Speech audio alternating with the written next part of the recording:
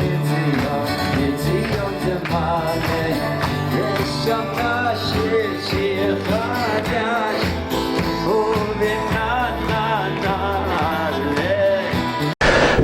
evening, everyone. Welcome to the Yiboneh Beit Midrash. Rabbi Breitowitz will come on in just another minute, but I wanted to thank you all for staying tuned and watching these videos. The last video at this point in time had reached over 3,400 views of Rabbi Breitowitz's shir, and Bezrat Hashem, after Pesach, we will continue. Okay, so this will be the last shir of Rabbi Breitowitz before Pesach, so I'm sure that he'll wish everyone a Hag Kosher Sameach. But in the meantime, I just wanted to mention that Yiboneh is an organization that's built upon Chesed and doing Chesed, and we've committed to provide 180 meals for needy people. 100 are going to lone soldiers who have absolutely no one, and the other 80 are going towards families in distress, financial distress, singles, mothers who have kids running around their house and are out of work, and we've committed. Now, we haven't raised the money yet, so we were just about halfway there. So at this point, at this time,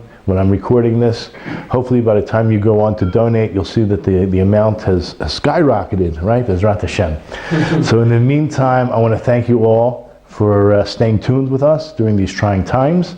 And it's not just for the Chesed project of Kimcha de Pischa and Ma'os Chitim, but in order for us to continue, we'd also like you, if you could also donate to Yiboneh so we can continue these types of programs. And in the description box below, I'm pointing my finger down, okay? In the description box below, in the YouTube description box, you'll find a link. In fact, I'll put two links. One is for the Kimcha de Pischa, the Pesach contributions, and the second one is the general one. Okay, so with that, I say Tiskan LeMitzvot and Hag Kosher Sameach, and without any further ado, here's Rabbi Breitowitz.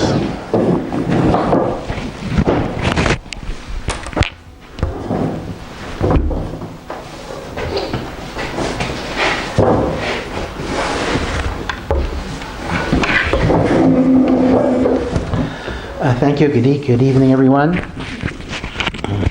Here. Let's put it here in the middle of the bed. And I hope everyone is well. I know this is a very difficult and challenging time for everyone. There is both the fear of the coronavirus, and there's the severe dislocation imposed by isolation. And I spoke last week about some messages of hope and faith, that on one hand we do have to be very meticulous in obeying the directives of the Ministry of Health or whatever health authority you're dealing with. On the other hand, we also have to be hopeful and optimistic and courageous and understanding that HaKadosh Baruch Hu will ultimately take us out of this great sorrow. Indeed, we're entering the month of Nisan, and this is, there's never an auspicious time to have a plague, so to speak. But if, God forbid, there is such a plague that we are being afflicted with, the month of Nisan is the best time to have it, because this is the month of redemption, and this is when God takes us out of our matzav, and all of us pray that Yehi Ratzon, we should experience once again a Yitziah, an exodus from all of these plagues. But in truth, the old saying, which is a secular saying, that every cloud has a silver lining, is even true in the wake of this corona epidemic. First of all, it makes us understand the utility of technology. It's true that we're not able to get together personally, that we are to some degree socially isolated. A minyan halachically cannot be created through virtual Zoom or Skype or whatever. But nevertheless, technology does give us the chance to spread Torah. I can tell you that in many places in the United States, they do have virtual minyan in the narrow sense that they do not recite the Kedusha or the Kaddish or anything that requires a minyan, but at the same time, they can recite the prayers that you could recite as an individual, and they can do so in the context of a community, and I think that has a very therapeutic effect. You know, people knock the internet all the time, and indeed there's a lot to criticize in the internet. In my neighborhood, there are constant wall posters talking about you're not allowed to have it. You know, again, one could discuss that. That's maybe a topic for another time.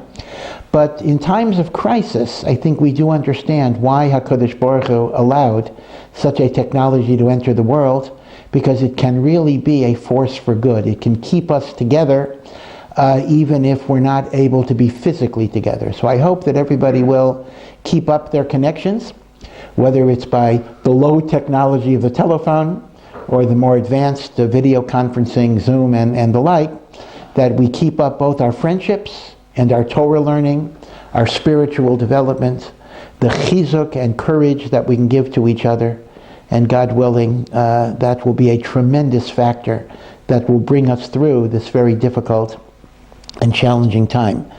There's another point I want to underscore in terms of the silver linings within the cloud. You know, all of us know that the Torah has a law of nida, that when a woman has her period, there is a compulsory separation from marital intimacy. The Torah provides it for 7 days for various halachic reasons. It presently is at a minimum of 12 days a month. And although we don't know the reasons for the Torah, but Chazal give us a possible understanding that the compulsory separation means that when husband and wife finally get reunited, there's a certain excitement, a certain sense of renewal. The old saying, absence makes the heart grow fonder. And therefore a compulsory separation is a way of keeping a relationship alive and vibrant and exciting. Our relationship to Eretz Yisrael is that way. When the great Rav Hutner made Aliyah towards the end of his life, he was asked, was there anything he missed about living in Chutz La'aretz? And he responded, I missed the yearning I had to come to Eretz Yisrael. And this is an interesting paradox. You know, when you're not here, when you're not in Yerushalayim, you're not in Eretz Yisrael, you think about, oh, I'm so excited about the possibility of coming here. Once you're here, you take even Yerushalayim for granted. So, consequently, one of the gifts of Galut in general is it can actually increase and accentuate our yearning for redemption, our yearning for Eretz Yisrael, our pining for the Beit HaMikdash. And that in turn becomes a merit that brings the Beit HaMikdash. So let's look at it in terms of what's happening with Corona. Many, many shuls have closed down. Most of the Orthodox synagogues in the United States are not functioning. In Eretz Yisrael, a number of shuls have closed down. Other places do continue to have minyanim. I'm not going to give any psak about this. But one of the sad aspects of not having a Beit Knesset, we're really, really being deprived of minyan, of tefillah b'tzibor, of connecting to God in a very, very special way. But what that does is that makes us appreciate what it means to have a shul, to have a minyan, to have a tzibor. And when this crisis is over, and it will be over, B'ezrat Hashem, and we go back to our shuls, we go back to our minyanim, and next Pesach we'll go back to our crowded Pesach Sedarim filled with children and grandchildren, in which people can cough and sneeze on each other with impunity. Right, that'll be one of the great brachas, that somebody can sneeze on you without you getting a heart attack. At that point, we'll appreciate the gift of family and the gift of community and the gift of Beit Knesset and the gift of Tefillah B'tzibor. And that'll become much, much more precious in our eyes, precisely because we've been deprived of it. So in a sense, all of these deprivations are really preparing us for something better and something good, and Yehi Ratzon, may be God's will that it come very, very soon. I want to talk a little bit about Pesach. We do have a holiday of Pesach coming, Yetziat Mitzrayim. And for those of you that follow these shiurim, a few weeks ago, Parshas Va'era, I spoke about the 4 cups of wine. I'm going to speak about the 4 cups of wine tonight. It is not a repeat shiur. It is a totally different shiur. So you can actually look at Va'era for one interpretation of the 4 cups of wine. And tonight I'm going to give you a totally different interpretation. So these are 2 separate shiurim. Do not worry. And that is, all of us know that one of the mitzvot of the Seder night is that we are obligated to drink 4 cups of wine. This is a rabbinic commandment, unlike the eating of matzah and the recitation of the Haggadah, which is biblical. The drinking of the 4 cups of wine is a rabbinic mitzvah. And interestingly enough, the Babylonian Talmud does not give a reason for it. It's very, very fascinating. It presupposes that there is such a mitzvah, and it gives you many, many halachot regarding the 4 cups of wine. But there is actually no statement in the Babylonian Talmud for the reason of the takana of the 4 cups of wine. The closest we can come to is a reason that it is reflective of 4 different stages in the Seder itself. There's the Kiddush stage, and that's 1 cup. There's the Haggadah stage, which is the 2nd cup. There is the benching, which is the 3rd cup. And there is the Hallel, which is the 4th cup, meaning you're kind of working backwards. Since you have these 4 parts of the Seder, each one should be honored with a cup of wine. But the well-known reason that even every child in Cheder generally knows is actually from the Talmud Yerushalmi. It is not in the Bavli. And the Talmud Yerushalmi says that the reason for the 4 cups of wine is to correspond with 4 terms of redemption that Hashem said to Moshe Rabbeinu when he told them to go inform the Jewish people, I'm taking them out of Egypt. V'hotzeisi, I will take them out. V'hitzalti, I will save them. V'goalti, I will redeem them. V'lakachti etchem li liyam, I will take them unto me for a nation. And even though there is a 5th phrase right afterwards, Heveti etchem el haaretz, I will bring them to the land, we understand, indeed, that is why there is one opinion in the Gemara that says you're supposed to have 5 cups. This is the opinion of Rabbi Tarfon, and some of the Gaonim actually paskin like Rabbi Tarfon, and even the Maral of Prague says that it's not a chiyuv to have a 5th cup, but it's a proper minhag. But basically, the overwhelming majority of Klal Yisrael do not have a 5th cup, because we regard Veheveti as a messianic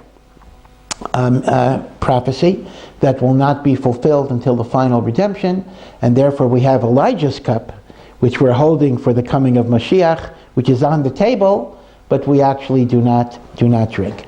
So this is the well-known idea, though, that the 4 cups of wine, or grape juice, if necessary, are keneged, they correspond to the Arba Lashonot of Geula, the 4 terms of redemption. Question is, why do you need 4 terms of redemption? Redemption was one event. Hashem took us out of Mitzrayim. What is the tachlit of 4 terms of redemption? So a few weeks ago I went over one understanding which correlated it to the 4 exiles. Tonight we're going to have a different approach, which is based on the Meshech Chochmah of Rav Meir Simcha HaKohen. And he points out that although Yetziat Mitzrayim may have been a unitary event, there were 4 distinct dangers that the Jewish people faced. And because there were 4 distinct dangers, they needed, as it were, to be redeemed from each distinct sakana. And each Loshon of Geula corresponds to a particular danger that the Jewish nation faced. Danger number 1 was simply the danger to our physical survival. A slave nation, just as in the Holocaust, we were beaten, we were oppressed, we were sometimes starved. Our children were thrown into the water, our children were sometimes thrown into mortar and incorporated into buildings. There was a real fear that there could have been a total genocide of the Jewish people over the course of time. And that is sakana number 1, the danger to our physical existence.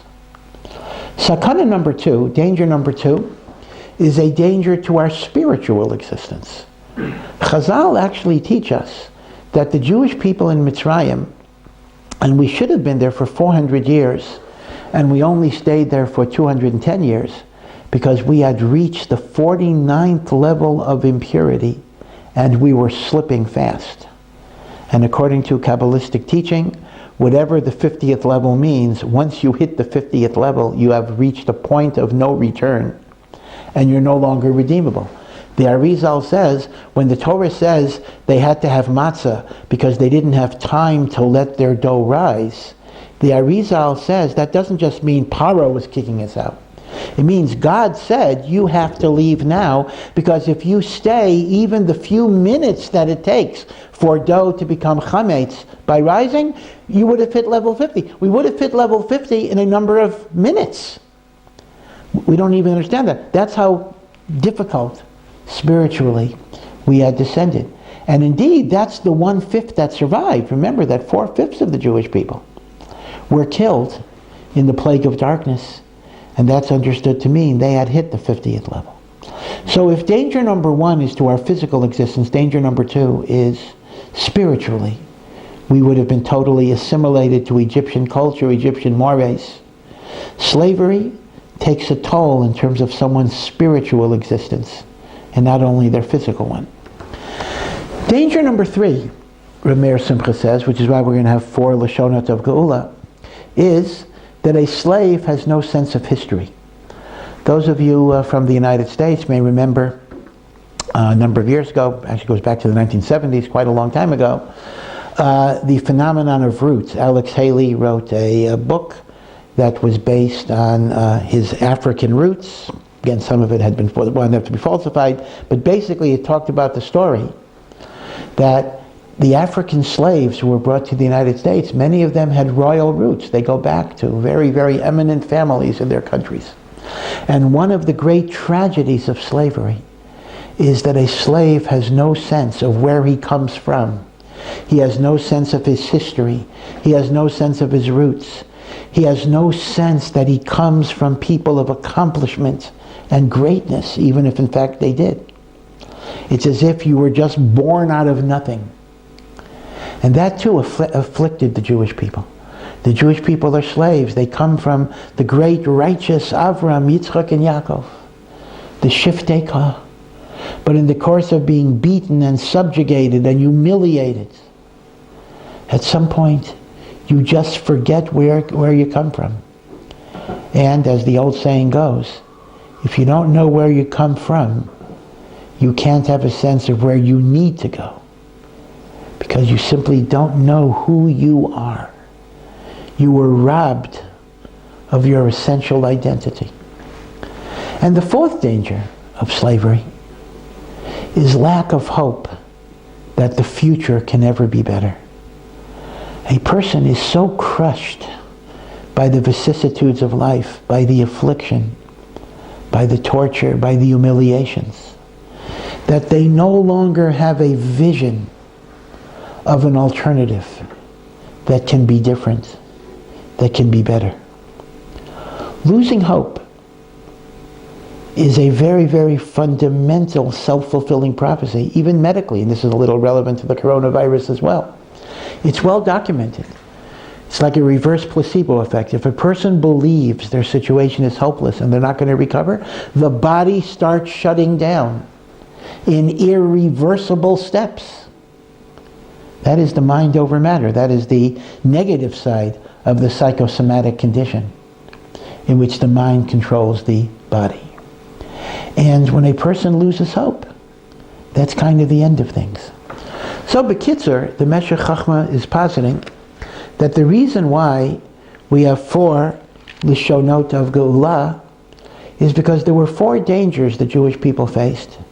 A danger to their physical life, a danger to their spiritual essence, a lack of a sense of history, and a lack of hope that the future can ever be different, can ever be better.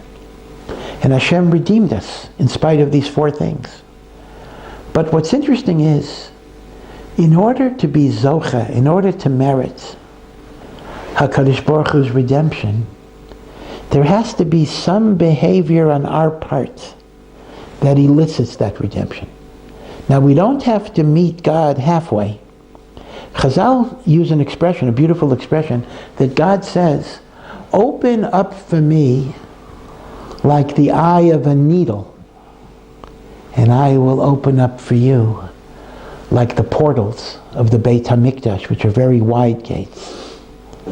So we don't have to do that much, but we have to do something. In Kabbalah, this goes by the Aramaic term, Isarusa dilatata. There must be an awakening from below to open up the channels of benevolence and goodness that comes from above. The itaruta dilatata, even if it's very small, brings itaruta diliela, the awakening from above. So what was the itaruta dilatata of Bnei Yisrael that elicited God's redemption? What behaviors on our part countermanded those four dangers that enabled God to therefore redeem us in whole from those four dangers? So here, the Meshech Chochmah makes a beautiful connection. There are various lists, because after all, the Jewish people were on the 49th level of impurity. If they were on the 49th level of impurity, then why did they merit to be redeemed at all? And there are various lists that talk about residual merits the Jewish people had. The Meshech Chochmah uses the list that appears in the Mechilta. Now this might be slightly different than some of the listings that many people have heard of, but we're going to use this one. This is what he uses. The Mechilta tells us there were four merits the Jewish people had which enabled them to be redeemed from Mitzrayim. Number one, they did not intermarry. They remained faithful to their wives. Wives remained faithful to their husbands. There was preservation of the family unit, and that was a great merit that enabled us to be redeemed. Merit number two, they did not speak Loshon Hara against each other. Now, here I need to clarify what the Mechilta means. The Mechilta does not mean they were frum and they were keeping the laws of the Chafetz Chaim, not speaking Loshon Hara. Rather, this refers to more of what you might call a group solidarity, meaning to say, we know in times of crisis, when people's lives are at risk, there is sometimes a tendency to turn against your fellow in order to secure temporary advantages from the ruling authority. Tragically, this occasionally occurred even during the Holocaust itself, where one Jew might inform on another Jew in order to get some food or freedom. Usually it was illusory, usually it did not pan out anyway, but there was such an attempt. When Chazal say the Jewish people did not speak Loshon Hara, it means they kept a united front. They did not turn against each other in order to secure some momentary advantage or privilege. In fact, even the people that we know as kind of the bad guys, Dasan and Aviram, they were the troublemakers in the desert.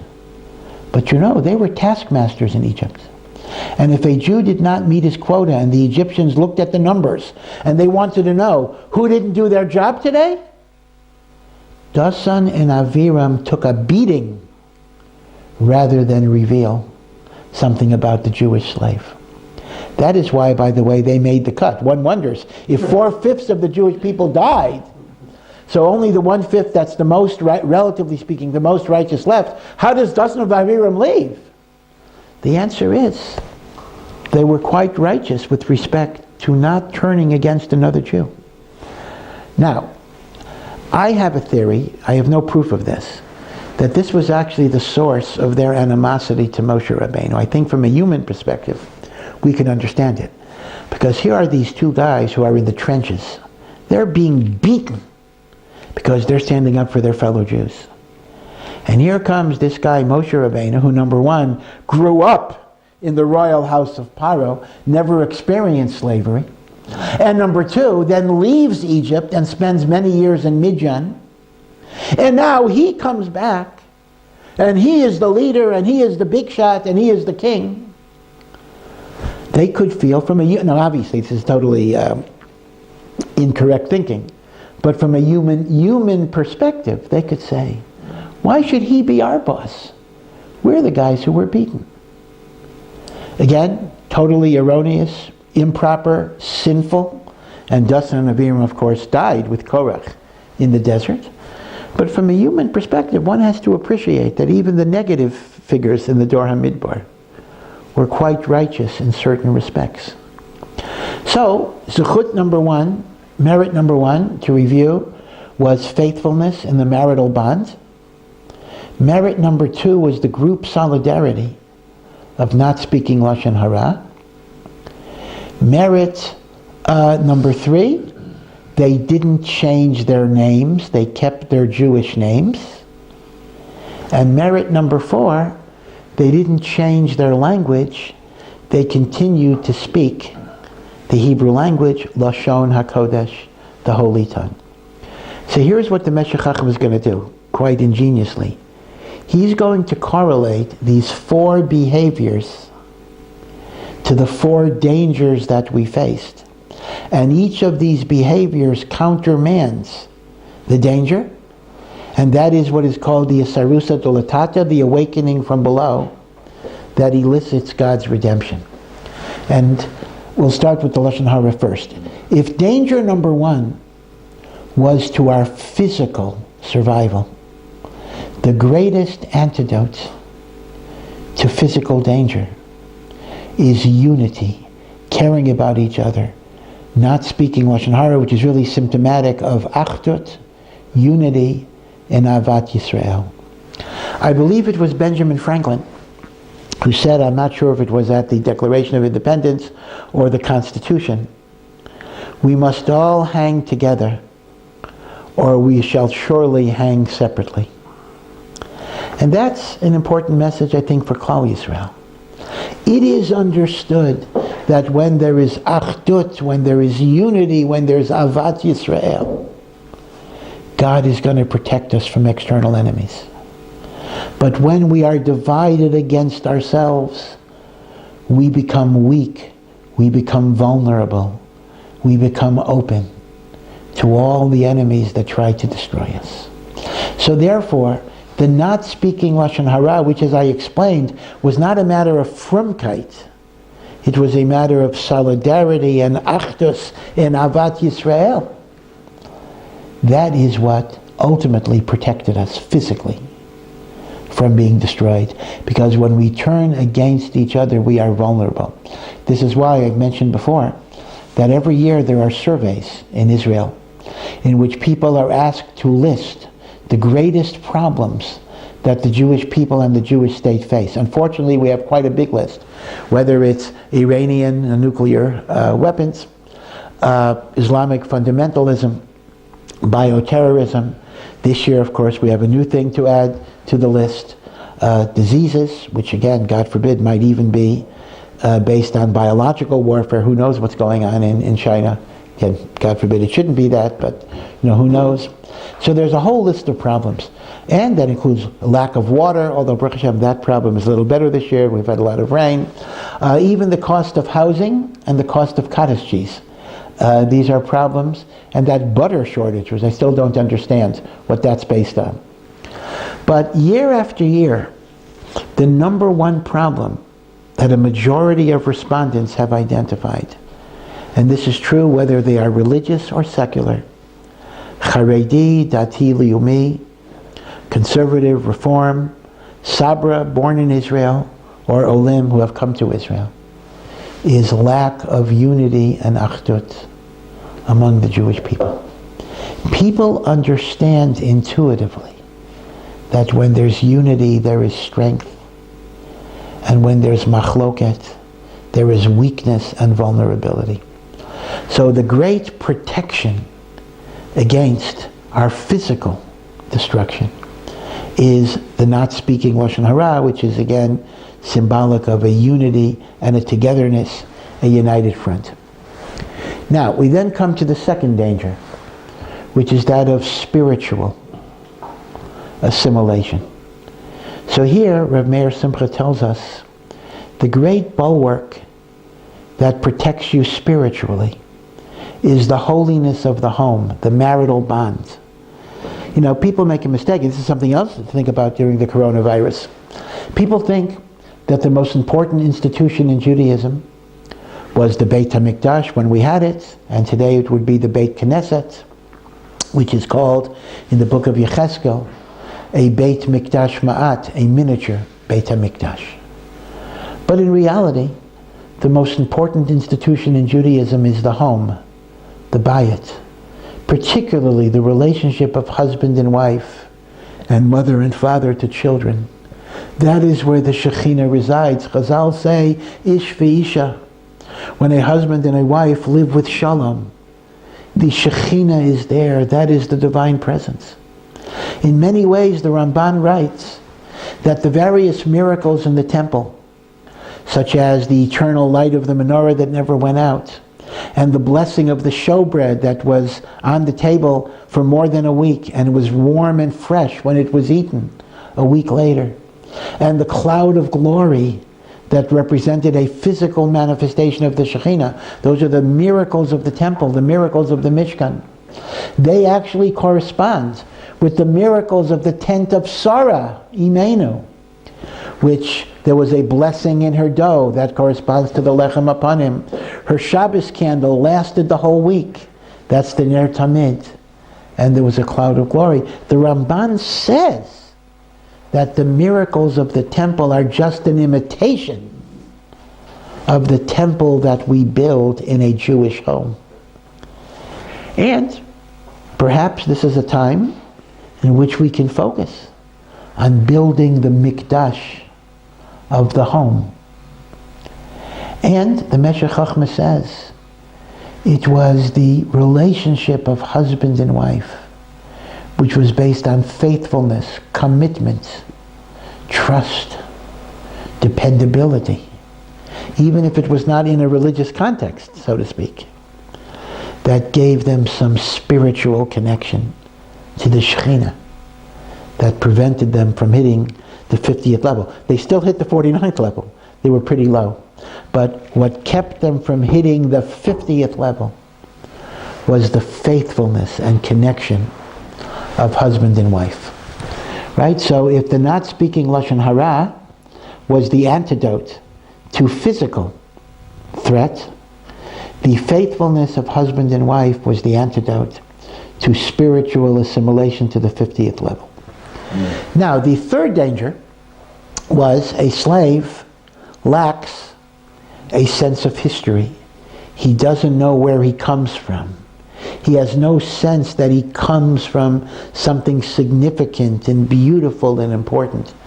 So here the Meshech Chochmah says, not changing the name gives you a sense of history, because typically we name people after relatives who are no longer, well, again, Ashkenazim name them after people who are no longer alive. Sephardim may name someone even after people who are alive, but a name is generally a connection to the past. So if somebody's, let's say, grandfather's was Moshe, and they're called Moshe, then they know they're connected to that earlier Moshe, going all the way back to Moshe Rabbeinu. Keeping a name reminds you that you didn't come out of nothing. You're connected to a past. You're connected to people of stature, people of goodness. In fact, even the Yiddish diminutives that Ashkenazim use are so telling. You know, we sometimes call little children Bubala, Mamala, Tatala, Zaydala. Now, people sometimes look at them as just interchangeable terms of endearment, but not really. Bubala means little grandmother. Zaydala, little grandfather. Mamala, little mommy, little mother. Tatala, meaning if you name a child out of for a grandfather, grandmother, a deceased mother, deceased father, every time you use that diminutive, you're telling the child, you come from somebody who preceded you. You are standing on the shoulders of giants, of goodness and holiness. So, once again, therefore, the not speaking Loshon Hara is our behavior that protected us from physical threat. The faithfulness of husband and wife prevented our spiritual assimilation. Not changing our names is a linkage to the past, which gives us a sense of history. And then we finally come to the last danger. A person loses a sense of hope. They lose a vision that life can be different. Life can be better. We countered that hopelessness by continuing to speak the Hebrew language. Because think about it. There was a time in history in which Latin was the most widely spoken language in the world at the height of the Roman Empire, which had conquered virtually all of the known world. Latin was the official language. Today, Latin is virtually extinct. It used to be required in law school and the like, in medical school, no longer. Even the Catholic Church, that was the last holdout, abolished the requirement of Latin for masses. Now there are some Haredi Catholics who don't accept the Pope and they continue to do the Mass in Latin, but they are the extreme fringe. Latin is more or less an extinct language. Assyrian, Hittite, these were big cultures. There are academicians that are still compiling Assyrian dictionaries, but there's no real push for the revival of the Assyrian language or Latin. Why is that? Because those cultures are dead. They're not coming back. If they're not coming back, then the only reason to study a language is for mere academic interest. That's not going to attract a big following. If indeed it was the case that the Jewish people had given up hope that they would come back to Eretz Yisrael, if indeed the Jewish people thought slavery is our lot in life, and this is where we will always be, then what would be the point of teaching my child Hebrew? But when I teach my child Hebrew, what am I telling my child? In Egypt, we're not going to be here forever. There will come a time, I don't know when, I don't know if it'll be in my lifetime, I don't even know if it'll be in your lifetime, but there will come a time that God is going to redeem us. This is before Moshe Rabbeinu came, right? This is before. This is all those years before there was a Redeemer. That God is going to redeem us. He's going to take care of us. He is going to fulfill the promises that He made to Avraham, Yitzchak, and Yaakov. So we need to have our language, because we're not going to be here forever. One has to understand, to teach my child Hebrew when I don't live in Eretz Yisrael is a great, great affirmation of hope. And that is why, in many ways, I have to give credit. I think all of us have to give credit to Eliezer ben Yehuda, who, although he was not necessarily the most observant person, and many rabbis had problems with him, he was close to Rav Kook. But Eliezer ben Yehuda was really almost single-handedly revived Loshon HaKodesh, revived the Hebrew language for everyday speech. It was always the literary language of rabbinic literature, to be sure, but it was not a spoken language, even among many, many great rabbis. And he brought it back. And that's important, because speaking Loshon HaKodesh, and I'm not going to get into the very subtle debate of the relationship of modern Ivrit and Loshon HaKodesh. One can write books about this. There have been books written on this.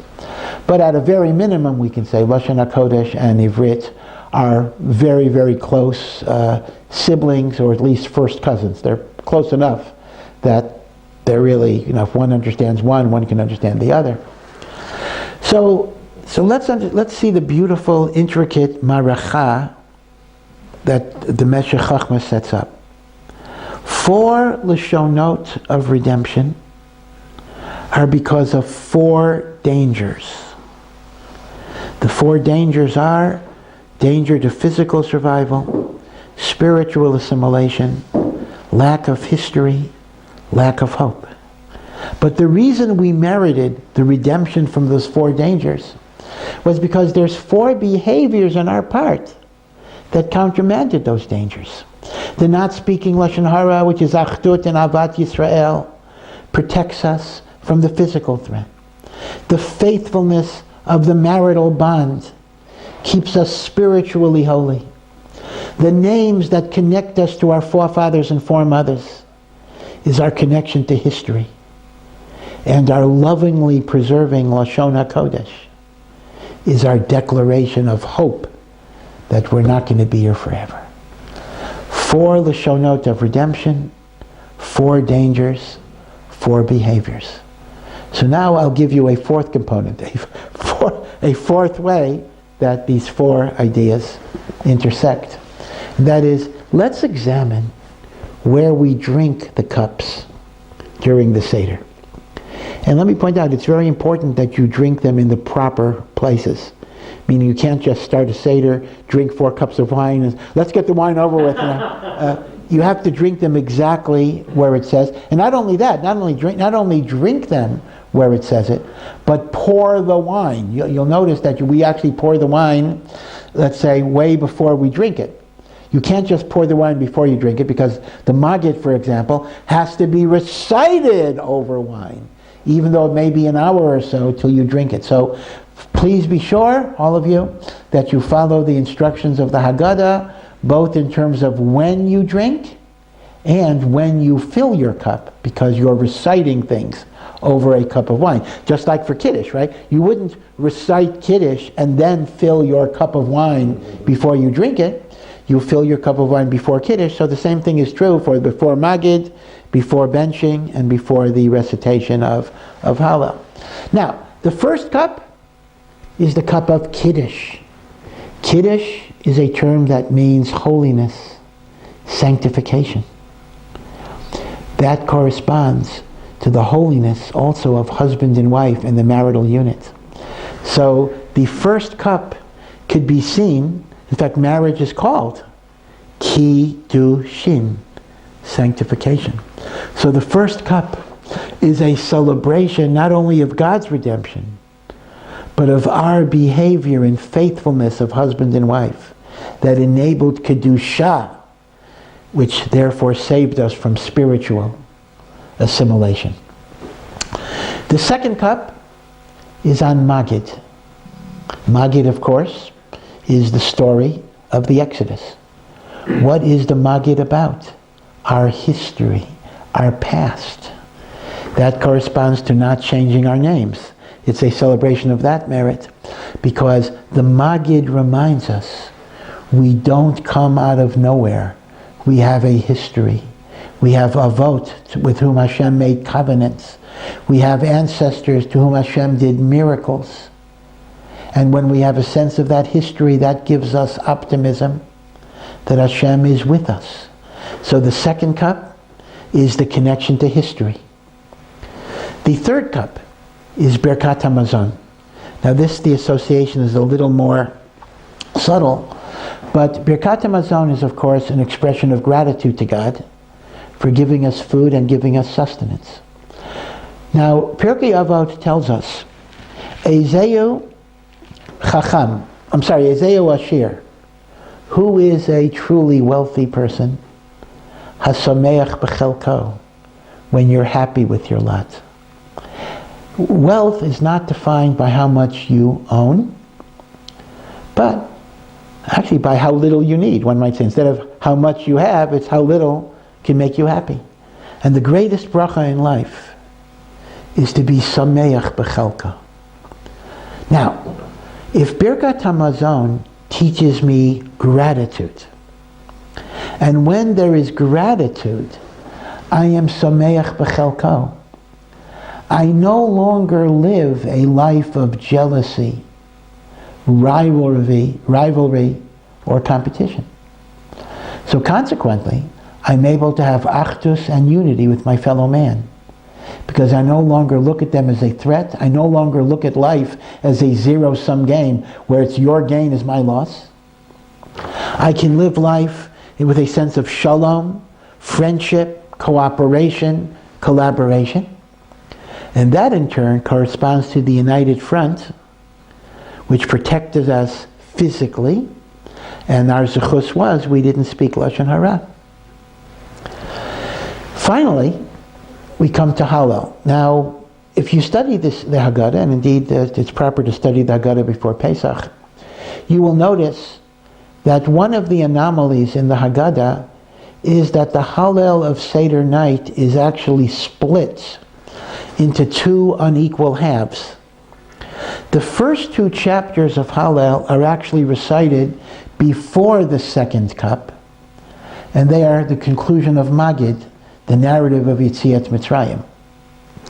The rest of Hallel is recited after the meal, after the Afikomen, after benching, on the fourth cup. So we actually split Hallel. What is the significance of the split of Hallel? So the Rishonim explain that the first two chapters of Hallel are talking about the Exodus. Indeed, the second chapter says, B'tseis Yisrael mi-Mitzrayim, when they left Mitzrayim. They are past-oriented. And because they are past-oriented, they are connected to the Magid that deals with the past event of Yetziat Mitzrayim. But the Hallel on cup number 4 is no longer about Yetziat Mitzrayim. It is the Hallel anticipating and envisioning the future redemption. And here I just want to make a little commercial about that. You know, sometimes many people simply tune out after the Afikomen. Kind of, we've done the Afikomen, we've done the Magid, we've had 4 cups, well, we haven't had the 4th cup yet, but we've had 3 cups of wine. And in the Hallel, you're not even allowed to talk. You're not allowed to offer interpretations. Once you're saying Hallel, you can't be mopsik. So there's not a lot to do. Now, one thing that I highly recommend, and I'm sure many people do it, is this is a part of the Seder that you can sing. Hallel can be put to very, very beautiful songs, and this might be a time for singing. But if you don't know the Nigunim, and you're not that conversant with Hebrew, so Hallel can be a little less interesting for some people. So I know people, maybe they're not so religious necessarily, who kind of leave after the Afikomen. Which is unfortunate because they're missing the 4th cup and they're missing Hallel. But one has to understand that there's something very elevated, very special, very holy about the Hallel on the 4th cup. Because until now, we were focusing on the past. But now we leave the past. We leave the details of the Exodus of Egypt. And our mind and our heart are focused on an ultimate redemption. The redemption that we haven't yet experienced, but we begin to envision in our mind's eye. And that brings us joy. And that is why, by the way, the Hallel of the 4th cup is preceded by the pouring of the cup of Elijah and by the opening of the door, welcoming Eliyahu Hanavi. Now, countless parents have told their children, Eliyahu Hanavi comes to every Seder and he takes a sip of Eliyahu's cup. And if you watch the cup carefully, you will see the wine go down. And the parent might bump the table or whatever it is. I'm not sure how many parents still do that, but when I was young, that was a common little trick. Now, just to set the record straight, there is indeed a medrash that says Eliyahu Hanavi comes to every Pesach Seder. And this is actually a punishment, because at some point, when he felt that the Jewish people were so unfaithful to God that God ought to replace them, and Eliyahu Hanavi said, they annul your covenant. Hashem said, oh yeah? Well, I'm going to show you they keep my covenant. You're going to have to go to every bris. Eliyahu Hanavi comes to every bris. And you have to go to every Pesach Seder, because even Jews who aren't so religious try to keep a Pesach Seder. So there is indeed midrashic sources that Eliyahu Hanavi comes to every Seder, but I don't believe there's any source that he drinks from the cup. Okay, but be it as it may, Eliyahu Hanavi, who is Eliyahu Hanavi? He's the one that's going to announce Mashiach. So we're kind of saying, okay, we finished the Seder of the past. We're now focused on the Seder of the future. But what is that but an affirmation of hope that things will be better? Life is not going to stay this way forever and ever. So, look at the beautiful intricate structure that we have here. 4 Lashonot of redemption, because there were 4 dangers that we faced. And the 4 dangers that we faced were countermanded by 4 behaviors on our part. And they are positioned throughout the Seder, although not exactly in the same order. The Kos of Kiddush is a celebration of Kiddushin, the marital bond. The Kos of Magid is our connection to history that corresponded to our not changing our names. The Kos of Birchat HaMazon facilitates solidarity and achdut, because it gives me the sameach b'chelko, the happiness in what God has given me, which takes away jealousy and rivalry and competitiveness. And finally, the Hallel after the Seder is the affirmation of hope that there will be a better time, and that corresponded to the Jews speaking Loshon HaKodesh, which was their affirmation of hope that things are going to be better. Now, it's interesting, we sometimes look at the Jews who left Egypt and we say, oh, they were so bad, the 49th level of impurity. Well, even though they were in the 49th level of impurity, they had these 4 zechuyot. Let's ask ourselves, how much of the Jewish world has these 4 zechuyot even today? Zechut number 1 was being faithful in our marriage and not intermarrying. Litzarenu, to our great pain and suffering, at least in the United States, which I'm more familiar with those numbers. At least 1 out of 2 marriages with a Jewish partner are to a non-Jew. And in some smaller areas, it is as high as 7 out of 10. What a tragedy it is. People don't like to compare it to the Holocaust, but in a very, very real way. Of course, it's unintentional. I'm not castigating people.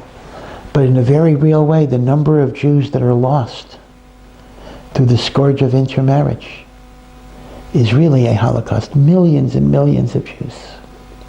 So that zechus we don't have. The second zechus, not speaking Loshon Hara, which is unity and solidarity among the Jewish people. All of us know that the second temple was destroyed because of hatred and polarization among Jews, and it cannot be rebuilt until we overcome that hatred and polarization. And here, all of us know how much divisiveness, how much machloket, how much sinat chinam exists, not only between religious and secular, but among all the different gradations of religious, in which we don't talk to each other, we don't interact, we don't learn from each other, we don't respect each other. Anyone to the right of me is a fanatic, and anyone to the left of me is a heretic and apikoros. It's only where I am, whoever the I is, that is the MS. And sometimes that could be so narrow that it might just be one person. Only me. The whole world is crazy. So we don't have that zechus. The third, connecting to our history. So many Jews have no sense of where they come from. When I used to teach law school, one of my colleagues, who was a religious law professor, told me that after class one day, a boy went over to him and said, hey, I know you're a rabbi also. Did you ever hear of this guy, Elijah of Vilna? People tell me he was like a big shot rabbi. This is the Vilna Gaon. So the professor said, who was a rabbi, said, the Gaon of Vilna, the greatest of the greatest of the greatest. The person said, yeah, he's like my great-great-great-grandfather. I heard he was like a big shot rabbi in Europe. Didn't even know the Vilna Gaon. Our roots, we just don't have a sense of where we come from. And hope that the future will be different.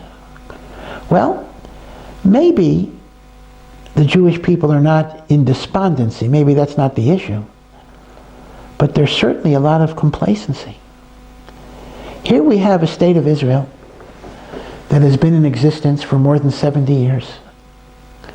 Our forefathers, our foremothers, yearned and pined for the chance to perhaps see Eretz Yisrael once in their lifetime, for the chance to see some dirt that somebody brought back to Poland.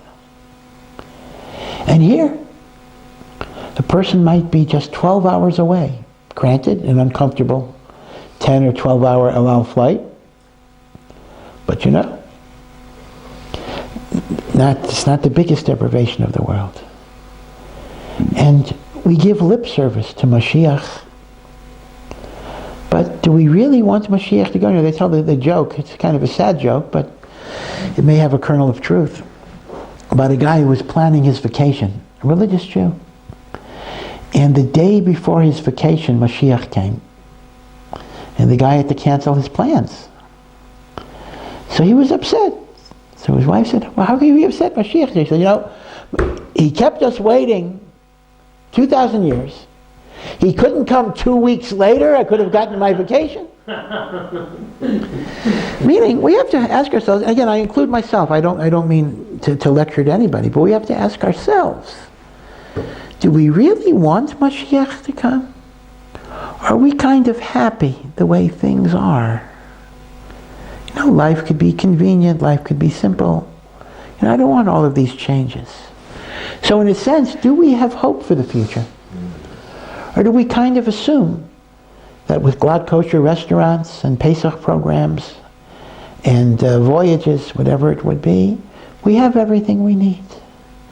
So the point I want to make is that we sometimes look down at that generation that left Mitzrayim because they were in the 49th level of Tumah, and yet they had 4 zechuyot that we don't always have in our own lives. Right? They were faithful in their marriages to Jews. There was group solidarity, Avat Yisrael. There was a strong connection to history, and there was hope for the future. Again, to go back to what I said at the very beginning of my remarks, some of this, once again, might be the silver lining in the dark cloud of the difficult situation that we face. Because maybe this type of adversity makes us, number one, cherish our relationships to others, and number two, makes us less complacent and less satisfied with the life that we have, because we can see how difficult it is, and perhaps this can spur us on to yearn for Mashiach and Geula. So even the virus can be a shaliach of Hashem to bring us closer to each other and closer to the Almighty. So I want to wish you all a Chag Kasher v'Sameach, even if Pesach might be a little more lonely than it usually is.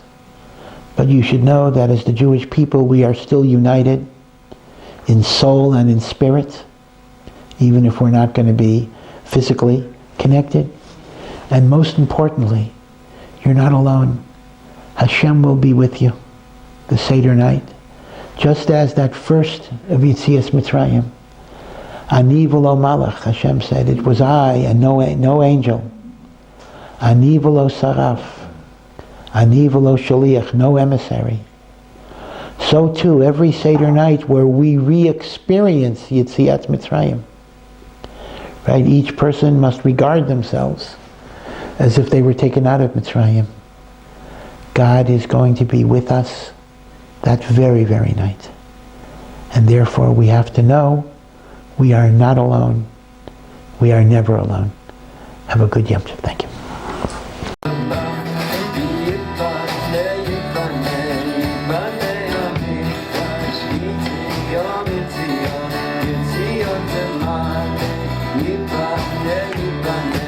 Yiboneh Archives, Yitzchak,